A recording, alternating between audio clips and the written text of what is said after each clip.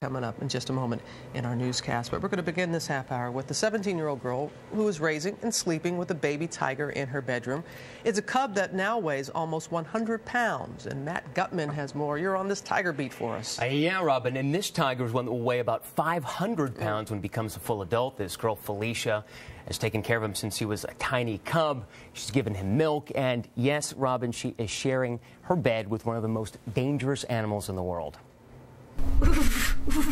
Meet the real tiger mom. Hi, I'm Felicia Frisco. I'm 17, and this is my Bengal tiger. His name is Will. Felicia, a 17-year-old from Tampa, has lived with this Bengal tiger since the day he was born. My friends think it's cool that I have a pet tiger because most of them only have a cat or a dog. Back then, he was cute, fuzzy, no bigger than a stuffed animal. Will is still nursing and will nurse for just a few more weeks. Then he'll eat only meat. So where does he sleep? He sleeps in my bed every single night. That's right, in her bed, nestled in the leopard print blankets, as you can see in this video licensed by ABC News. Even though he weighs close to 100 pounds, heavier than a Rottweiler. But Will is now an adolescent tiger. He will continue living with me till he's a year old, and he will be put into our educational shows to educate the public about the plight of the tigers in the wild. Felicia's family has raised exotic animals for generations. Good night, Will. But Jack Hanna says it's like sleeping with a live grenade. Every cat has a different killing ability. The tiger, it makes no difference. It's like they can go and it's a bomb going off wherever it hits. Tigers can be loving, but also unpredictable. A wild animal can usually, most of the time, be trained, but never tamed. Even the most expert handlers have met disaster. Roy Horn of Siegfried and Roy was nearly killed when the tiger he raised from a cub mauled him. Sandra Harold's chimp, Travis, He ripped it apart. Hurry up! With the gun. Hurry up, please! Nearly killed her friend. And Jim Jablon spent a month in his lion's cage. Hold on, honey.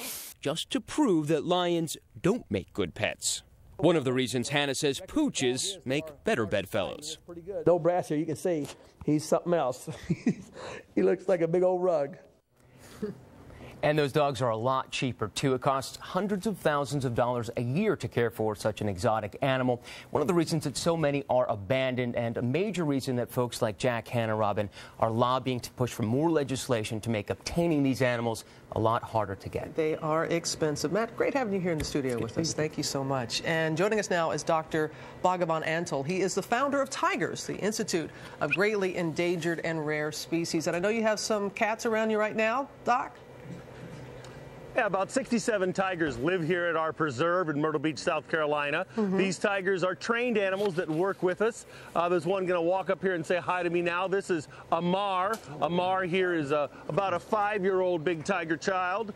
Hello, would you like a drink? Gorgeous. And this is what they grow to be. He's a beautiful kid. He's a snow tiger. He's that full white coloration instead of the standard orange and black that you saw on that other tiger. Well, let me ask you something, because He's a trained tiger. Trained, but as we heard our good friend Jack Hanna said, you can train them, but you can't tame them. But I want to ask you, because I know you also were with Felicia's family. You provided them with the cat, sold them the cat that she has. How well do you know the family, and how well do you know how good she is with these types of animals?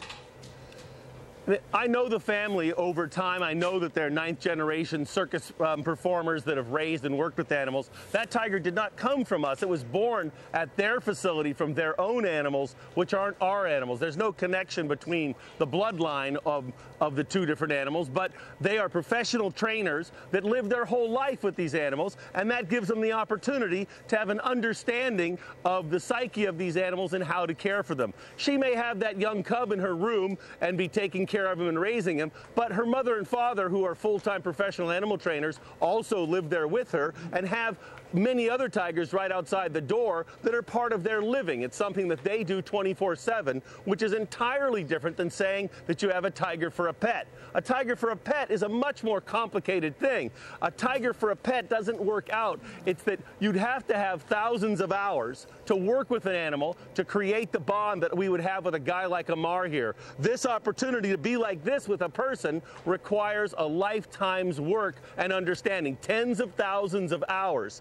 Felicia's done it since she's a little girl. She's been with many other wild and exotic animals from the time she's a little baby. So she's got a basic understanding. Her father has a much greater understanding, having done it since he was a small child. He spent that same time. Much like my own children have done, they've grown up to be animal trainers. Not to have pet tigers, but to train them. We work for the movie and television business, Ace Ventura, Jungle Book, Dr. Dolittle, movies like that.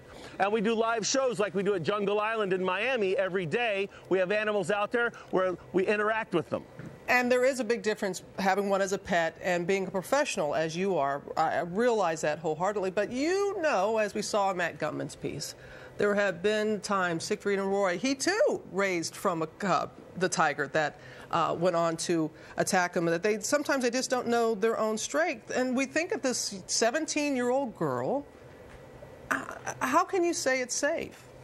You just don't know. It's not about safe. It's about an animal trainer doing a business and working with that animal. That Felicia is risk-free is by no means true. Okay. But neither are most 17-year-olds behind the wheel of a car, right? They die like flies across the country. It's like having an extreme sport in your life. The potential for accident and injury is certainly there. It's not that raising them from babies makes them behave by any means either. It's that working with them in a professional manner makes them end up having the personality of a trained animal, which is still never a tame animal. There's a world of difference. Amar can't sleep in my bed. Amar can go for a walk. He can go on a movie set. He can work as a wildlife ambassador and teach people about endangered species and the work that we do running the Rare Species Fund, our organization for wildlife care around the world, but he's not tame. And Felicia's really not pretending she's got a tame pet as much as she is working with him. When he gets bigger, he won't be in the bed. He'll be with the other 7 or 8 tigers that live right outside the door. And let me ask you about adults that are the parents. Right. And that's the question I want to.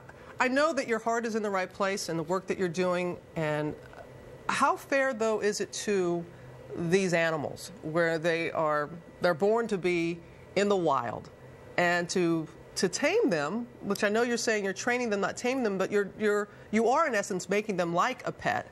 How fair is that to the animal?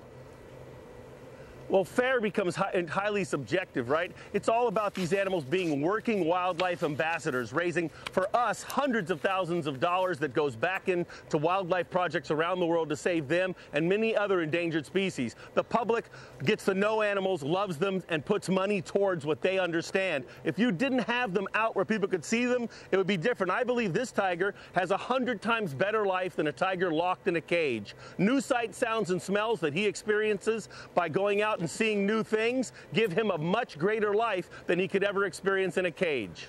Well, Doc Antle, I know, as I said, your heart is in the right place, and we appreciate your time this morning. It's absolutely beautiful. And I know the debate will continue from here until the end of time. But thank you, sir. Thank you, Doc.